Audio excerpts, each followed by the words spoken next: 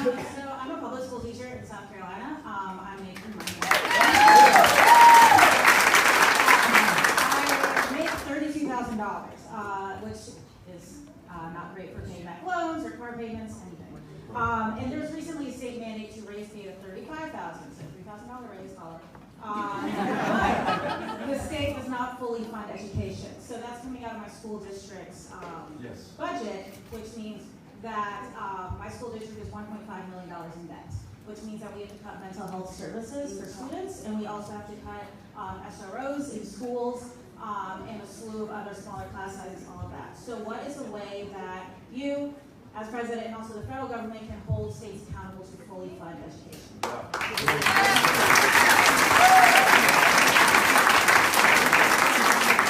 You did great. We want to begin by thanking you for your public service. And we just outlined how hard this is, and you're doing it. So thank you.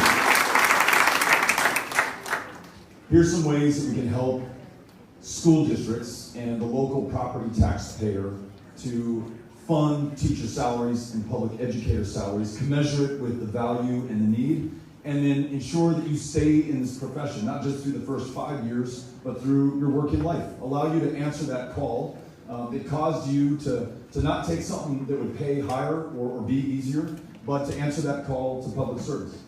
So there's a program some of you may know about, you certainly do, called the Individuals with Disabilities Education Act, or IDEA. Right now, the federal government funds about 17% of their obligation. Our plan calls for funding the entire obligation, which would require, this is not inexpensive, $20 billion a year additional from the federal government. But that money invested in these local schools frees up resources at the school board level to make investments in deferred maintenance on this building. Maybe an air conditioner would be nice in this room, and teacher salaries, making sure, I just met a special education teacher.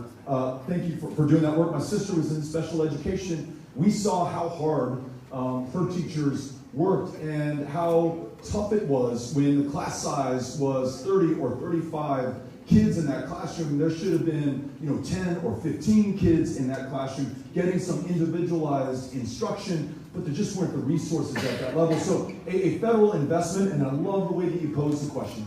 We cannot reward states for shirking their responsibility. So states have to pony up as well. South Carolina and Texas, two bad actors when it comes to this nationally. And that is despite the heroic efforts of our state legislators who are here, but that Republican majority, we got to work with them, right? My mom is a lifelong Republican, so I love Republicans, and she voted for me in the last election, so I know that we can work with them. But we've got to make the case that this is an investment, right? Not simply an expense. I'll give you an example.